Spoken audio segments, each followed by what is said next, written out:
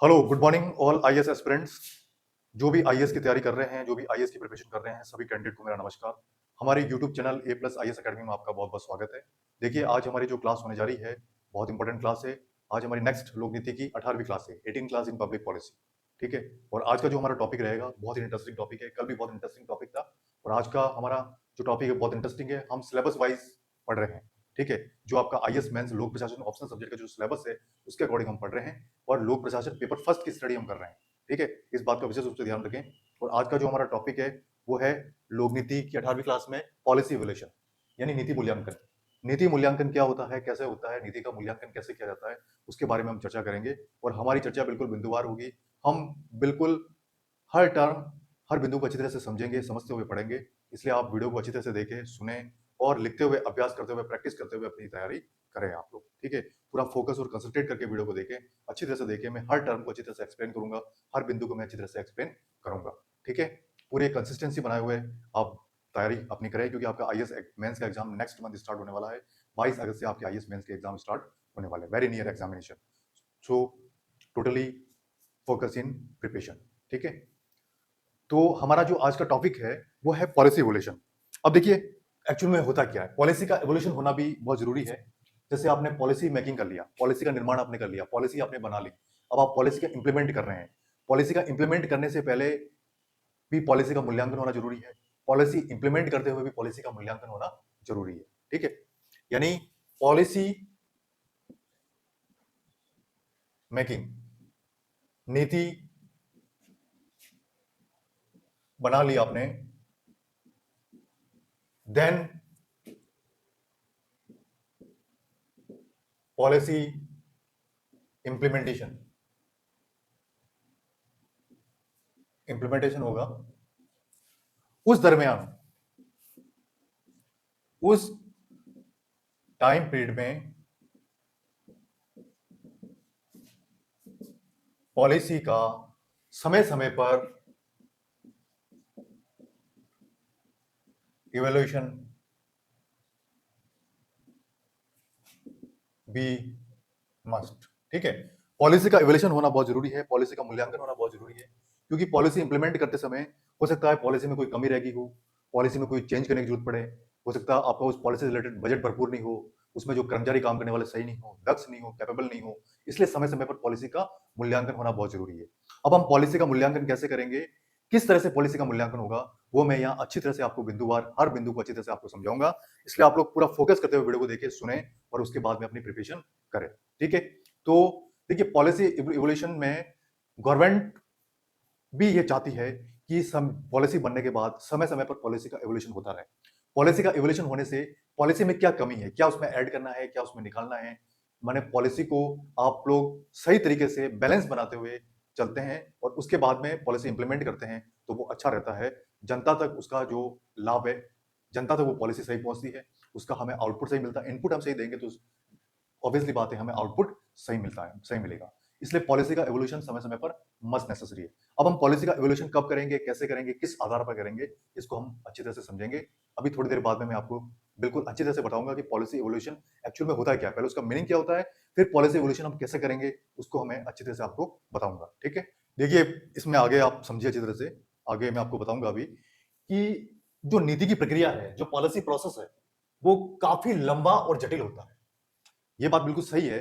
जो policy process है काफी लंबा, सबसे काफी लंबा और काफी कॉम्प्लेक्स होता है, यानी लॉन्ग एंड कॉम्प्लेक्स। ठीक है। जो पॉलिसी प्रोसेस है वो काफी लंबा और जटिल होता है। बिल्कुल सही बात है, क्योंकि पॉलिसी बनाते समय काफी कठिनाइयां हमें महसूस करनी पड़ती है, काफी कठिनाइयां आती है। गवर्नमेंट को पॉलिसी बनाने से पहले सब पॉलिसी से रिलेटेड डाटा उसको कलेक्ट करने पड़ते हैं, फिर पॉलिसी के लिए बजट तैयार करना पड़ता है, फिर उसमें दक्ष कर्मचारी, अधिकारी उसमें रखने पड़ते हैं, फिर पॉलिटिशियन का भी इसमें योगदान रहता है पॉलिसी बनाने में, और स्पेशली ज्यादा योगदान ब्यूरोक्रेट्स का रहता है। पॉलिटिशियन और ब्यूरोक्रेट मिलकर पॉलिसी को बनाते हैं। तो ये पॉलिसी का जो पूरा प्रोसेस है वो काफी लंबा और जटिल होता है। ठीक है।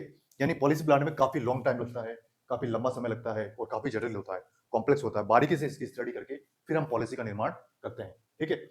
जिसमें नीतियों के लिए समस्याओं और मुद्दों की पहचान। देखिए, जिसमें इसमें क्या होता है पॉलिसी प्रोसेस में, जिसमें नीतियों के लिए, यानी नीतियों के लिए सबसे पहली बात तो समस्याओं और मुद्दों की पहचान। यानी नीति बनाने से पहले, नीतियों के लिए पहले तो उससे रिलेटेड क्या समस्याएं आएगी या क्या मुद्दे रहेंगे उनकी पहचान करना। सबसे पहली बात तो इसमें ये काम सबसे पहले हमें करना है, समस्याओं और मुद्दों की पहचान। नंबर 2 काम करना है विकल्पों की रूपरेखा, यानी हमारे पास कौन कौन से ऑप्शन रहेंगे नीति बनाते वक्त, उन विकल्पों की रूपरेखा हमें तैयार करनी है। फिर जो हमारे पास विकल्प रहेंगे उनका विश्लेषण भी हमें करना है कि वो विकल्प सही है या गलत है। उनका विश्लेषण करने के बाद में ही राइट डिसीजन लेना है उस ऑप्शन के बारे में, उस ऑप्शन के बारे में राइट डिसीजन बिफोर एनालिसिस। विश्लेषण करने के बाद उसका राइट डिसीजन लेना है, प्लस उसका कंपैरिजन भी करना है, हमें विभिन्न चीजों से उसका कंपैरिजन करना है। फिर लास्ट में डिसीजन लेते समय सर्वश्रेष्ठ विकल्प को चुनना। हमारी पहली प्राथमिकता रहेगी, लास्ट में जो प्राथमिकता रहेगी सर्वश्रेष्ठ विकल्प को चुनना, देन आप नीति का क्रियान्वयन करना रहेगा। ठीक है, ये प्रोसेस बिल्कुल स्टेप बाय स्टेप चलेगा, उसके बाद में आप लास्ट में नीति का इंप्लीमेंट करेंगे। ठीक है, ये पांचों पॉइंट जो मैंने बताए हैं बहुत ही इंपॉर्टेंट है। आईएएस मेंस में आपके क्वेश्चन पूछा जा सकता है कि नीति मूल्यांकन क्या होता है, इसको एक्सप्लेन कीजिए, और नीति मूल्यांकन कैसे होता है इसको भी आप समझाइए। ये आपके आईएएस मेंस में क्वेश्चन पूछा जा सकता है, इसलिए आप इसको अच्छी तरह से प्रिपेयर करें। ठीक है, ये पांचों पॉइंट अच्छी तरह से आप तैयार करें। नेक्स्ट है नीति मूल्यांकन। इन सब विकल्पों की नीति मूल्यांकन में अपनी महत्वपूर्ण भूमिका होती है। नीति मूल्यांकन में इन सबकी अपनी महत्वपूर्ण भूमिका रहती है, क्योंकि नीति मूल्यांकन में ये अपना महत्वपूर्ण रोल अदा करते हैं। ठीक है, पॉलिसी इवोल्यूशन में ये अपना महत्वपूर्ण रोल अदा करते हैं। मूल्यांकन प्रभाव व दक्षता पर बल। देखिए, मूल्यांकन करते समय प्रभाव और दक्षता पर बल, सबसे पहली बात तो उस नीति का क्या प्रभाव है, उसमें कैसे दक्ष और कैपेबल लोग काम करते हैं, उस पर ज्यादा फोर्स देना चाहिए। प्रभावित प्रासंगिकता रहेगी। नंबर 2, जो भी आपने नीति में शामिल किया है, मूल्यांकन में जो चीजें शामिल की है, प्रभावित प्रासंगिकता रहेगी, यानी उसको किस तरह से आप प्रभावपूर्ण तरीके से आप उसको सॉल्व कर पाए, वो वहां रहेगी। नंबर 3, उसकी जो विश्वसनीयता है, उसकी जो स्प्रेडिंग है, फैलाव है, विश्वसनीयता के साथ अधिक क्रमबद्ध और वैज्ञानिक प्रयास। देखिए, एक साइंटिफिक तरीके से साइंटिफिक फॉर्मूला भी यूज करके हम पॉलिसी का एवोल्यूशन करते हैं। साइंटिफिक मेथड को यूज करते हुए पॉलिसी का एवोल्यूशन करते हुए हमें चलना है, क्योंकि आज का जमाना टेक्नोलॉजी का जमाना है, वैज्ञानिक युग है, इसलिए साइंटिफिक मेथड का भी हमें यूज करना चाहिए। क्योंकि आज के टाइम में जो पॉलिसी मेकिंग होता है, पॉलिसी इंप्लीमेंटेशन होता है, पॉलिसी एवोल्यूशन होता है, वो टेक्नोलॉजी का युग है और साइंटिफिक युग है। तो इन दोनों का इसमें क्रमबद्ध तरीके से step by step analysis evolution करते हुए हमें पॉलिसी का निर्माण करता है। पॉलिसी इंप्लीमेंट के पहले ये सभी टेक्नोलॉजी और साइंटिफिक मेथड का हमें यूज करते हुए फिर पॉलिसी का एवोल्यूशन करते हुए हमें चलना है, पॉलिसी का एवोल्यूशन हमें करना है। ठीक है, अब देखिए, पॉलिसी एवोल्यूशन को हम और डीप समझते हैं। पॉलिसी एवोल्यूशन की एक और परिभाषा को हम देखते हैं कि पॉलिसी एवोल्यूशन की और डेफिनेशन क्या होती है। नीति मूल्यांकन एक ऐसी प्रक्रिया है, इस डेफिनेशन को आप अच्छी तरह समझिए। नीति मूल्यांकन ऐसी प्रक्रिया है जो नीति के महत्व को आकलित कर स्थिति के विशेष संदर्भ एवं राजनीतिक व आर्थिक परिवर्तियों पर विचार करती है। यह तो होती है पॉलिसी एवोल्यूशन की definition. This definition is most important. ये मोस्ट इंपोर्टेंट डेफिनेशन है कि नीति मूल्यांकन एक ऐसी प्रक्रिया है जो सबसे पहले तो नीति के महत्व को आकलित कर, जो नीति का महत्व होता है उसका आकलन कर स्थिति के विशेष, जो स्थिति उस पर प्रकट होती है उसके विशेष संदर्भ में एवं राजनीतिक व आर्थिक परिवर्तियों पर विचार करती है। यानी सबसे पहली बात, नंबर फर्स्ट राजनीतिक और दूसरी आर्थिक, राजनीतिक और आर्थिक परिवर्तियां, राजनीतिक और आर्थिक जो कंडीशन होती है उस पर विचार करती है। ये होता है पॉलिसी इवोल्यूशन। ये पॉलिसी इवोल्यूशन की इंपॉर्टेंट डेफिनेशन है। ठीक है, अब है, अगर हम एग्जाम्पल के तौर पर देखें तो मूल्यांकन द्वारा उन सीमाओं का पता लगाया जाता है, मूल्यांकन द्वारा उन सीमाओं का पता किया जाता है जिस सीमा तक नीति के लक्ष्यों को उससे जुड़ी कठिनाइयों के अलावा प्राप्त किया जा सकता है। देखिए, नीति एक एग्जाम्पल के रूप में देखें तो देखिए, पॉलिसी इवोल्यूशन क्या होता है। पॉलिसी इवोल्यूशन में ऐसा है कि मूल्यांकन द्वारा उन सीमाओं का पता लगाया जाता है जिस सीमा तक नीति के लक्ष्यों को उससे जुड़ी कठिनाइयों के अलावा, यानी नीति का जो भी लक्ष्य होते हैं और उससे जुड़ी जो कठिनाइयां होती है उसके अलावा प्राप्त किया जा सकता है। ये इसका बेटर एग्जाम्पल है। ठीक है, ये मोस्ट आईएमपी एग्जाम्पल। ठीक है, इसको याद रखें, ये आपके एग्जाम में पूछा जा सकता है। अब देखिए, जो नीति निर्माता होते हैं, नीति निर्माताओं के लिए नीति मूल्यांकन नीति समस्याओं, नीति की प्रभाविकता से अवगत होकर वे समस्याओं को समाप्त करने का उपाय है। देखिए, नीति निर्माताओं के लिए क्या कंडीशन होती है, जो पॉलिसी मेकर होते हैं उनके लिए सबसे पहली बात नीति मूल्यांकन करना, नीति से रिलेटेड समस्याओं को पहचानना, नीति की क्या प्रभाविकता है। नंबर 3, नीति की प्रभाविकता को जानना, उससे अवगत होकर जो समस्याओं को समाप्त करने का उपाय है। यानी नीति की प्रभाविकता को जानकर जो नीति से रिलेटेड जो समस्याएं आती है वो समाप्त करने का उपाय है, वो क्या होता है, नीति मूल्यांकन। और नीति निर्माता इन सारी स्टेप का यूज करके नीति से रिलेटेड समस्याओं को सुलझाने का उपाय, समस्याओं को सॉल्व करने का उपाय वो बताते हैं। ये नीति निर्माताओं का काम होता है। बहुत से पॉलिसी थिंकर थे, नीति निर्माता थे, पॉलिसी मेकर थे, जिन्होंने मैंने कई एग्जाम्पल आपको बताए थे पहले की क्लासेस में, जो पॉलिसी पब्लिक पॉलिसी की जो क्लासेस हुई थी उसमें मैंने बहुत अच्छी तरह से एक्सप्लेन किया था। उन क्लासेस को आप अच्छी तरह से रीड करें, पढ़ें, देखें, वीडियो को सुने, बार बार सुने, आपको उसमें अच्छी तरह से समझ में आएगा। देखिए इसमें आगे और क्या बताया गया है। जो उपरोक्त बात मैंने बताई थी उससे क्या निष्कर्ष निकलता है, जो विशिष्ट नीतियां होती है ताकि विशिष्ट नीतियों के प्रभाविकता में सुधार हो सके। जो उपरोक्त प्रोसेस है उसे जो विशिष्ट नीतियां निकल के आती है, जो स्पेशल पॉलिसीज निकल के आती है, उनकी प्रभाविकता में सुधार हो सके, यानी उनकी प्रभाविकता में थोड़ा करेक्शन हो सके। प्रभाविकता में करेक्शन होगा तो वो नीति इंप्लीमेंट बेटर तरीके से होगी। लेकिन प्रभाविकता में करेक्शन से पहले एवोल्यूशन जरूरी है। अगर प्रभाविकता सही होगी तो उसका एवोल्यूशन भी सही होगा और करेक्शन एकदम राइट होगा, सुधार एकदम राइट। ठीक है। नीति मूल्यांकन द्वारा नीति निर्माण में जोखिम के काम लिए जाते हैं। बिल्कुल सही बात है। नीति मूल्यांकन एक ऐसा प्रोसेस है, पॉलिसी एवोल्यूशन एक ऐसा प्रोसेस है जब नीति निर्माण करते समय जोखिम के काम लिए जाते हैं। बिल्कुल सही बात है। ऐसे काम उसमें लिए जाते हैं नीति मूल्यांकन करते समय, जब नीति का निर्माण करते समय जो जोखिम के काम होते हैं, यानी काफी उसमें रिस्क रहती है, रिस्क वर्क उसमें लिए जाते हैं। ठीक है। रिस्क वर्क पर फोकस किया जाता है। ठीक है। एंड प्रशासनिक उत्तरदायित्व बढ़ जाता है। बिल्कुल सही बात है। प्रशासनिक उत्तरदायित्व को बढ़ावा मिलता है जब हम जोखिम के काम लेते हैं। ऑब्वियसली बात है, जोखिम के काम लेते हैं, मतलब रिस्क वाले काम लेते हैं, तो जो एडमिनिस्ट्रेटिव रेस्पॉन्सिबिलिटी हो बढ़ जाती है। एडमिनिस्ट्रेटिव रेस्पॉन्सिबिलिटी को बढ़ावा मिलता है। कैसे? क्योंकि जब जोखिम के काम लेते हैं तो उस जोखिम के काम को सॉल्व करने के लिए काफी कैपेबल लोगों की जरूरत पड़ती है। तो हम उस कैपेबल लोगों को रखते हैं। काफी टेक्नोलॉजी का यूज करना पड़ता है, साइंटिफिक मेथड को अपनाते हैं, टेक्नोलॉजी और साइंटिफिक मेथड का यूज करते हुए उस जोखिम को सॉल्व करते हैं। इसलिए नीति मूल्यांकन के समय में मतलब प्रशासनिक उत्तरदायित्व बढ़ जाता है। जब जोखिम का काम लेते हैं तो प्रशासनिक उत्तरदायित्व यानी एडमिनिस्ट्रेटिव रेस्पॉन्सिबिलिटी ये बढ़ जाती है। ठीक है। ये बात आपको समझ में आ गई होगी अच्छी तरह से, कैसे बढ़ जाती है, क्यों बढ़ जाती है, ये मैंने आपको अच्छी तरह से बताया है। ठीक है। अब देखिए आगे क्या होता है। नीति मूल्यांकन नीतिगत सफलता में एक महत्वपूर्ण भूमिका निभाता है। बिल्कुल सही बात है। पॉलिसी इवोल्यूशन, पॉलिसी इवोल्यूशन एक ऐसा प्रोसेस है जो नीतिगत सफलता, किसी भी नीति निर्माण के बाद नीति को इंप्लीमेंट करते समय उस नीति की सफलता के लिए एक महत्वपूर्ण भूमिका निभाता है। कौन निभाता है? Policy evolution. पॉलिसी इवोल्यूशन अपने आप में एक महत्वपूर्ण भूमिका निभाता है। ये बात आपको अच्छी तरह से समझ में आ गई होगी, क्योंकि पॉलिसी इवोल्यूशन का हर कंडीशन में महत्वपूर्ण योगदान रहता है। यह महत्वपूर्ण भूमिका निभाता है। जो विभिन्न मुद्दों की पहचान करने, वो जो पॉलिसी इवोल्यूशन में क्या करता है, सबसे पहली बात विभिन्न मुद्दे उनकी पहचान करता है। विभिन्न विकल्पों में से बहुत सारे ऑप्शन आपके पास होते हैं, उसमें से इष्टतम विकल्प चुनने के साथ वो काम शुरू हो जाता है। इष्टतम का तात्पर्य यहां है श्रेष्ठ विकल्प। इष्टतम का मतलब ये होता है सर्वश्रेष्ठ विकल्प। ठीक है। इष्टतम का मतलब यही होता है कि सर्वश्रेष्ठ विकल्प को चुनना, सर्वश्रेष्ठ विकल्प को चुनने के बाद उसके ऊपर वर्क स्टार्ट करना। ये इस पॉलिसी इवोल्यूशन में पूरा प्रोसेस रहता है। ठीक है। जो बहुत ही इंपॉर्टेंट प्रोसेस है ये एक, और पॉलिसी इवोल्यूशन का हर कंडीशन में अपना एक महत्वपूर्ण योगदान रहता है। पॉलिसी का निर्माण आपने कर लिया, पॉलिसी के निर्माण के बाद में ये मान के चलिए कि पॉलिसी इवोल्यूशन मस्ट है। पॉलिसी इवोल्यूशन अगर नहीं होगा तो पॉलिसी इंप्लीमेंट सही नहीं होगा, क्योंकि पॉलिसी इंप्लीमेंट करने के लिए समय समय पर, टाइम टाइम पर पॉलिसी इवोल्यूशन होना मस्ट कंपल्सरी है। इस बात को आप विशेष रूप से ध्यान रखें। ठीक है। देखिए आगे आपका न्यू टॉपिक है नीति मूल्यांकन मापदंड। That is the new topic, that is new topic. देखिए इसमें क्या बताया गया है। नीति मूल्यांकन मापदंड से हमारा तात्पर्य यह है कि किस सीमा तक निर्धारित लक्ष्य सफल हो रहा है। नीति मूल्यांकन का मापदंड हम कैसे निर्धारित करेंगे कि किस सीमा तक जो निर्धारित लक्ष्य है वो सफल हो रहा है या नहीं हो रहा है।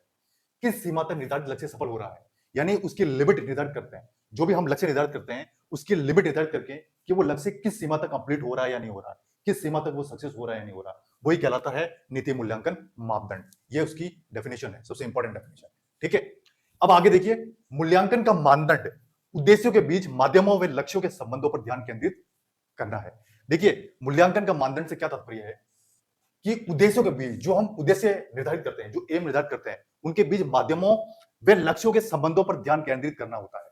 यानी जो हम उद्देश्य निर्धारित करते हैं, माध्यमों यानी मीडिएटर जो उस उद्देश्य को कंप्लीट करने के लिए अपना योगदान निभाते हैं, और उन लक्ष्यों के संबंधों पर अपना ध्यान केंद्रित करना उनका काम रहता है। ये सबसे इंपॉर्टेंट काम है, यानी मूल्यांकन के मापदंड में ये सब बताया जाता है। ठीक है। नेक्स्ट है समानता। अब समानता की क्या डेफिनेशन होती है? देखिए मूल्यांकन के मानदंड के तहत समानता की क्या डेफिनेशन होती है, इसको समझिए। समानता से तात्पर्य है नीति लाभार्थियों को, यानी जो पॉलिसी होती है उसका लाभ लेने वाले जो लोग होते हैं, नीति लाभार्थियों को लाभ पहुंचाने में कितनी समर्थ रही है। यानी नीति लाभार्थियों को वो पॉलिसी अपना लाभ पहुंचाने में कितनी समर्थ रही है, कितनी सक्सेस रही है, कितनी अनसक्सेस रही है, ये नोट करना समानता का काम है। समानता से तात्पर्य ये होता है, ये समानता की सबसे इंपॉर्टेंट डेफिनेशन है। ठीक है, अब देखिए, और असमानताओं को कम करने में नीतियों का परिणाम हमें कितना प्राप्त हुआ है। देखिए, समानता से तात्पर्य तो यह है, और असमानताओं को कम करने में नीतियों का परिणाम हमें कितना प्राप्त हुआ है। यानी समानता और असमानता दोनों होती है नीतियों में, तो असमानताओं को कम करने के लिए जो नीतियों का परिणाम है, जो भी पॉलिसी का आउटपुट है, वो हमें कितना प्राप्त हो रहा है, कितने परसेंटेज में प्राप्त हो रहा है, कितने पॉइंट्स में प्राप्त हो रहा है, उसका आकलन इसमें किया जाता है। इस बात का विशेष रूप से ध्यान रखें। ठीक है, तो ये जो नीति मूल्यांकन मापदंड है, इससे रिलेटेड भी आपका आईएएस मेंस में आईएमपी क्वेश्चन कि नीति मूल्यांकन मापदंड क्या होता है, इसको एक्सप्लेन कीजिए।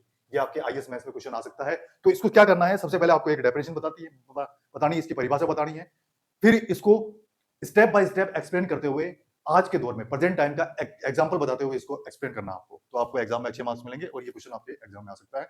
मोस्ट इंपोर्टेंट क्वेश्चन है। ठीक है, देखिए आगे समानता का अर्थ मैं आपको बता चुका हूं। अब साम्य, साम्य का मीनिंग होता है। देखिए, साम्य का मीनिंग क्या होता है, साम्य की डेफिनेशन क्या होती है, प्रत्येक व्यक्ति को निष्पक्षता के साथ देखना। According to policy evolution, what is the definition of साम्य, प्रत्येक व्यक्ति को निष्पक्षता के साथ देखना। That is the correct definition of साम्य। साम्य का मीनिंग होता है प्रत्येक व्यक्ति को निष्पक्ष भाव से देखना, किसी प्रकार की कोई भेदभाव नहीं होना चाहिए, निष्पक्षता के साथ उसका आकलन करना, ये होता है साम्य। ठीक है, अकॉर्डिंग टू पॉलिसी इवोल्यूशन। अब देखिए, दक्षता, दक्षता का संबंध कैसे है, दक्षता का संबंध लागत की लाभ के अनुसार माप से होता है। लागत की लाभ के अनुसार माप से होता है, यानी जो आप इन्वेस्टमेंट कर रहे हैं, उस इन्वेस्टमेंट से आपको कितना बेनिफिट हो रहा है, फिर उसके मेजरमेंट से यही दक्षता है, अकॉर्डिंग टू पॉलिसी इवोल्यूशन। आगे आपको समझ में, ये जो डेफिनेशन है अकॉर्डिंग टू पॉलिसी इवोल्यूशन। ठीक है, अब देखिए दूसरे शब्दों में इसकी और क्या डेफिनेशन हो सकती है। दूसरे शब्दों में हम कैसे कह सकते हैं, ये सर्जित निर्णयों, आउटपुट, सर्जित निर्णय को आप आउटपुट भी कह सकते हैं, जो परिणाम होता है। ठीक है, सर्जित निर्णय को आप आउटपुट भी कह सकते हैं, सर्जित निर्णय या परिणाम की राशि व निर्देशित संसाधनों, इनोसेंट, निर्देशित संसाधनों इनोसेंट के संबंध में उनकी गुणवत्ता से है। दूसरे शब्दों में अगर पॉलिसी इवोल्यूशन को इन शब्दों का आकलन करें तो इसका क्या मीनिंग होता है, सर्जित निर्णय जो आउटपुट होता है उसकी राशि, जो परिणाम की राशि है, और निर्देशित संसाधनों इनोसेंट के संबंध में उनकी गुणवत्ता से, इन दोनों को मिलाकर उनकी क्वालिटी से इसका रिलेशन होता है। ठीक है, क्वालिटी बेस्ड रिलेशन होता है। ठीक है, समझ में आ गया। अर्थात नीति मूल्यांकन में दक्षता के अकॉर्डिंग नीति का लाभ के अनुसार लागत का अध्ययन। देखिए, इसको अगर और अपन डीप समझे तो इसका मीनिंग क्या होता है, नीति मूल्यांकन में दक्षता के अकॉर्डिंग, नीति मूल्यांकन करते समय दक्षता के अकॉर्डिंग जो नीति का लाभ है, लाभ के अनुसार लागत का अध्ययन, यानी नीति का लाभ के अनुसार लागत का अध्ययन किया जाता है। नीति में उस पॉलिसी से हमें कितना बेनिफिट हो रहा है और कितना उसमें इन्वेस्टमेंट किया गया है, इन्वेस्टमेंट करने के बाद में उसमें कितना बेनिफिट हो रहा है, कितने दक्ष लोग इसमें काम कर रहे हैं, उसकी स्टडी इसमें की जाती है। दूसरे शब्दों में आप इसमें ऐसा कह सकते हैं। अब देखिए, प्रभाविता का संबंध कैसे है, प्रभाविता का संबंध होता है लोक नीति से प्राप्त लाभों से। जो लोक नीतियां हम लागू करते हैं, जो लोक नीतियों का निर्माण हम करते हैं, पब्लिक पॉलिसी का निर्माण करते हैं, फिर पब्लिक पॉलिसी का इंप्लीमेंट करते हैं, उस दौरान पब्लिक पॉलिसी का इवोल्यूशन भी होता है, उससे जो लाभ होता है वही प्रभाविकता है। प्रभाविकता का संबंध है लोक नीति से प्राप्त लाभों से, लोक नीतियों से प्राप्त बेनिफिट से। Benefit is the direct related to effective point. ये सबसे इंपॉर्टेंट बात है, समझने वाली बात ये है। ठीक है, देखिए आगे इसमें ये बताया गया है, प्रभाविकता का मतलब मैं बता चुका हूं आपको। प्रभाविकता का जो आकलन है उसका मेजरमेंट करना कोई सरल काम नहीं, ये काम काफी डिफिकल्ट माना जाता है। कैसे, क्योंकि प्रभाविकता का मतलब होता है लोक नीति से प्राप्त लाभों से। क्योंकि जो लोक नीतियां होती है वो इंप्लीमेंट सही होती है नहीं होती है, या सही तरीके से लोगों तक उसका लाभ पहुंचता नहीं पहुंचता, फिर उसको जो गवर्नमेंट को जो आउटपुट मिलता है वो सही मिलता है नहीं मिलता, गवर्नमेंट को जो लाभ मिलता है सही नहीं मिलता है नहीं मिलता, उसका आकलन करना काफी कठिन काम है, ये काफी कॉम्प्लेक्स काम है, यानी ये सरल काम नहीं, काफी कॉम्प्लेक्स वर्क है, वेरी डिफिकल्ट। ठीक है, अब देखिए क्यों डिफिकल्ट है, क्योंकि प्रभाव की मात्रा निर्धारित करना, जो प्रभाव की मात्रा निर्धारित करना, वे आकलन करना कठिन है कि वो उस नीति को कितना प्रभावित कर रहे हैं, उसका निर्धारण करना एक तो ये कठिन है सबसे इंपॉर्टेंट, दूसरा उसका जो मेजरमेंट करना है वो कठिन है। ये दोनों ही इसमें कठिन कार्य है, बोथ आर डिफिकल्ट। ठीक है, ये दोनों ही इसमें कठिन है, क्योंकि ये दोनों काम कठिन होने से जो लोक नीतियों का जो लाभ है वो हमें कितना मिल पा रहा है, नहीं मिल पा रहा है, उसका आकलन करना काफी कठिन है। कैसे कठिन है, क्यों कठिन है, ये दोनों चीज मैं आपको बता चुका हूं। ठीक है, क्योंकि ये जो प्रभाविकता है, इफेक्टिवनेस, ये इस सरल काम नहीं है, प्रभाविकता का काम है, सरल काम नहीं है। प्रभाविकता का मीनिंग आपको समझ में आ गया, लोक नीति से प्राप्त लाभों से है। ठीक है, अब देखिए इसका एग्जाम्पल के तौर पर आप देखें, आज के दौर में प्रेजेंट टाइम के एग्जाम्पल भी आप देख सकते हैं, या पहले का जो एग्जाम्पल है उससे भी आप इसको एक्सप्लेन कर सकते हैं। शिक्षा नीतियां, बहुत सी शिक्षा नीतियां बनती है। नंबर फर्स्ट, देखिए एक थोड़ा टाइम पहले एक शिक्षा नीति आई थी कि माध्यमिक शिक्षा ने जो स्कूल एजुकेशन के जो प्रिंसिपल थे उनको एक्स्ट्रा भार सौंपा था, उनको पीईओ की जिम्मेदारी दी थी। अगर एजुकेशन को टॉपिक में बात देख कहते हैं तो वो स्कूल प्रिंसिपल के साथ पीईओ की जिम्मेदारी भी निभाएंगे। यानी इसका मीनिंग होता है प्राइमरी एलिमेंट्री एजुकेशन ऑफिसर, यानी वो पीईओ की रेस्पॉन्सिबिलिटी भी निभाएंगे। क्योंकि प्रिंसिपल होता है सीनियर स्कूल का, गवर्नमेंट स्कूल का जो ऑफिसर होता है, मेन प्रशासनिक अधिकारी होता है, वो प्रिंसिपल होता है। पीईओ की जो जिम्मेदारी निभाएंगे वो एक्स्ट्रा, यानी जो प्राइमरी एजुकेशन जो होता है, क्लास 5 to 8 तक जो स्कूल होती है उनका निरीक्षण करना, इंस्पेक्शन करना, वो भी उनका काम रहेगा एक्स्ट्रा समय समय पर। तो ये एक शिक्षा की नीति है। अब इस नीति में कैसे ये नीति बनती है, कैसे इसका इंप्लीमेंट हुआ, उसे कितना लाभ हुआ, ये काफी कठिन काम है अगर देखा जाए तो। ठीक है, नेक्स्ट है पर्यावरण संबंधी नीतियां, दूसरी है पर्यावरण संबंधी नीति, तीसरी है स्वास्थ्य संबंधी नीति। अगर स्वास्थ्य संबंधी नीति को भी हम एग्जाम्पल के रूप में देखें तो जैसे चिरंजीवी योजना है जो गवर्नमेंट ने स्टार्ट की थी, कई सेंट्रल गवर्नमेंट ने भी स्टार्ट की थी, स्टेट गवर्नमेंट ने भी स्टार्ट की थी स्वास्थ्य की योजना। तो सेंट्रल और स्टेट गवर्नमेंट की जो पॉलिसीज होती है, अब उनका भी आकलन करना काफी कठिन होता है क्योंकि ये काफी कॉम्प्लेक्स काम है। ये प्रभाविकता के तहत एग्जाम्पल है, इस बात को आप विशेष रूप से ध्यान रखें। ठीक है, प्रभावित परिमात्रात्मक प्रभाव को मापना संभव प्रतीत नहीं है, काफी डिफिकल्ट है। इसका जो कंक्लूजन निकलता है वो यही है कि इसका जो वर्क है वो है काफी डिफिकल्ट है, काफी कठिन है। ठीक है, अब देखिए पेरेटो की आशावादिता। पेरेटो कौन है? यहाँ पेरेटो एक व्यक्ति का नाम है, पेरेटो एक स्कॉलर का नाम है। उनकी आशावादिता, उनसे क्या तात्पर्य है? पेरेटो की आशावादिता, इसका क्या मीनिंग होता है? ऐसी नीति वांछनीय है जो किसी अन्य को हानि पहुंचाए बिना एक या कई व्यक्तियों को बेहतर बनाती है। बिल्कुल सही बात है, पेरेटो ने बहुत अच्छी बात कही, ये बहुत इंपॉर्टेंट बात है। ये भी आपका आईएएस मेंस में क्वेश्चन आ सकता है कि पेरेटो की जो बातें हैं, पेरेटो की जो थ्योरीज है उसको आप समझाइए, एक्सप्लेन कीजिए। पेरेटो की क्या थ्योरी थी, क्या थ्योरी है, उसको आप एक्सप्लेन कीजिए। उन्होंने क्या कहा? ऐसी नीति वांछनीय है जो किसी अन्य को हानि पहुंचाए बिना एक या कई व्यक्तियों को बेहतर बनाती है। नीति ऐसी होनी चाहिए जो किसी को हानि पहुंचाए बिना, नीति से किसी का भी नुकसान नहीं हो और एक या अनेक व्यक्ति को वो बेहतर बनाती है। ठीक है, ये बहुत अच्छी बात है, ये पेरेटो ने बहुत अच्छी बात कही है। ठीक है, अब देखिए इसमें आगे और समझते हैं अपन। आगे जो आपके नेक्स्ट टर्म है वो है पर्याप्तता। According to policy evolution, what is the meaning of पर्याप्तता? What is the definition of पर्याप्तता? पर्याप्तता से क्या तात्पर्य? पर्याप्तता का क्या मीनिंग होता है कि निर्धारित स्तर पर परिणाम आवश्यकताओं या मूल्यों को तुष्ट करता है या नहीं।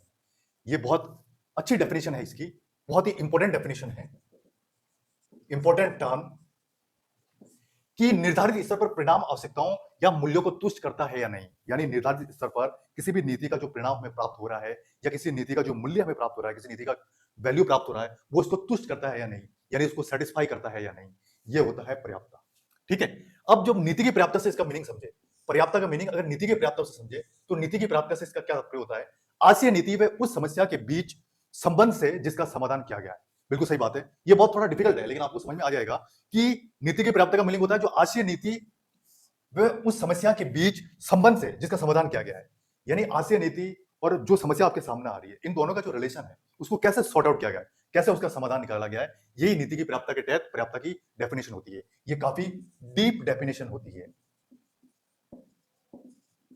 ठीक है, अब देखिए पर्याप्तता का जो आकलन करना काफी कठिन काम है, ये आसान वर्क नहीं है। This is not easy, this is not easy, it's very complex and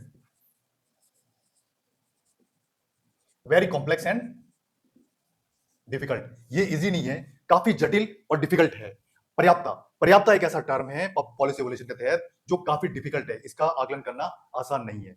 क्यों आसान नहीं है? क्योंकि इसमें जो डाटा होते हैं वो काफी कॉम्प्लेक्स होते हैं, इसकी गुत्थी को सुलझाना इतना आसान नहीं है। अगर इसकी गुत्थी को आप सुलझाना चाहते हैं तो इसमें काफी एक्सपर्ट लोगों को आपको बिठाना पड़ेगा, काफी स्पेशलिस्ट लोगों को बिठाना पड़ेगा, जब जाके आप इसको सॉर्ट आउट कर पाएंगे। और वो भी बैठने के बाद में भी इतना इजी वे में ये सॉर्ट आउट नहीं होता और इसमें समय अधिक लग जाता है, टाइम तो आपको देना ही देना पड़ेगा। ठीक है, अब देखिए और भी ये क्यों डिफिकल्ट है, उसका भी एक कारण है क्योंकि पर्याप्तता के जो स्तर है उसका निर्धारण करना संभव नहीं है। पर्याप्तता का जो स्तर है, उसका जो लेवल है, उसका जो स्टेज है, उसको आप निर्धारित नहीं कर सकते। इट्स अ वेरी डिफिकल्ट, क्योंकि आप उसके स्टेज को कभी निर्धारित कर ही नहीं सकते कि ये पर्याप्तता का मापदंड इस आधार पर मापा जाएगा, पर्याप्तता को इस आधार पर मेजरमेंट किया जाएगा, इसका आप आकलन कभी नहीं कर पाएंगे क्योंकि ये काफी डिफिकल्ट टर्म है। ठीक है, अब देखिए इसमें आगे क्या बताया गया है, लोकहित। इसके नाम से स्पष्ट है लोकहित की क्या डेफिनेशन होती है। लोकहित का मतलब होता है जनता का हित। ठीक है, या इसको आप इंग्लिश में कह सकते हैं पीपल बेनिफिट।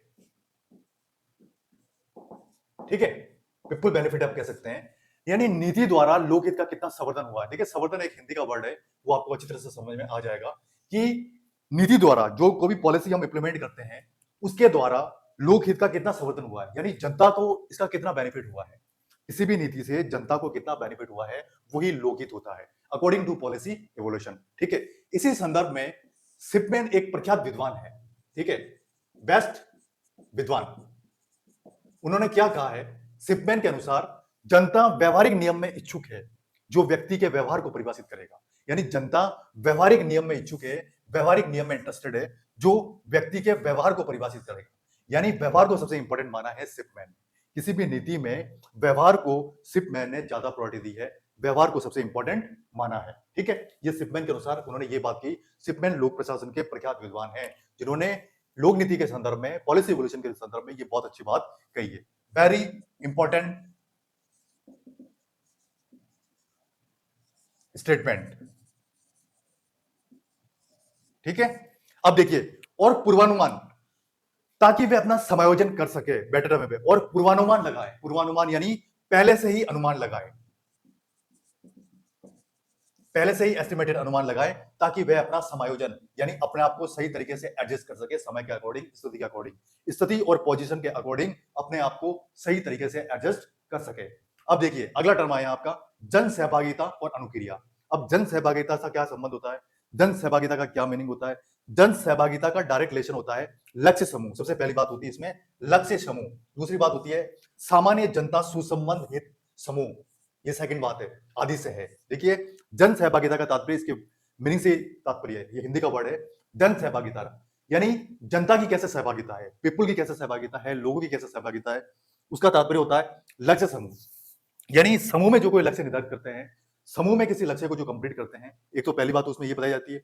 और सामान्य जनता सुसंबंध हित समूह, सामान्य जनता का हित कैसे देखा जाता है, समूह में सामान्य जनता का हित कैसे देखा जाता है, वही जन सहभागिता होती है। ठीक है, तो ये जो आज की क्लास है ये बहुत इंपॉर्टेंट क्लास है, most important class, most important class, क्योंकि ये बहुत ही इंपॉर्टेंट क्लास है। आज की जो हमारी क्लास हुई है पॉलिसी इवोल्यूशन के ऊपर क्लास हुई है, पॉलिसी इवोल्यूशन बहुत ही इंपॉर्टेंट क्लास है। तो इस क्लास में आज हमने पढ़ा कि पॉलिसी इवोल्यूशन का क्या मीनिंग होता है, पॉलिसी इवोल्यूशन कैसे होता है। ठीक है, पॉलिसी इवोल्यूशन में किन किन विद्वानों ने अपना योगदान दिया, किन किन विद्वानों ने क्या कहा, उनके बारे में मैंने अच्छे से आपको बताया था। यानी टोटली हमने पॉलिसी इवोल्यूशन के बारे में पढ़ा था, पॉलिसी इवोल्यूशन का बेनिफिट कैसे है, पॉलिसी इवोल्यूशन कैसे होता है, ये सब कुछ पढ़ा। पॉलिसी इवोल्यूशन के दौरान क्या क्या कठिनाइयां हमें महसूस होती है, कौन सा काम आसान है, कौन सा काम डिफिकल्ट है, ये सारी चीजें हमने आज पढ़ी है। तो इस क्लास या वीडियो से रिलेटेड अगर आपको कोई क्वेश्चन है तो आप बेझिझक पूछ सकते हैं।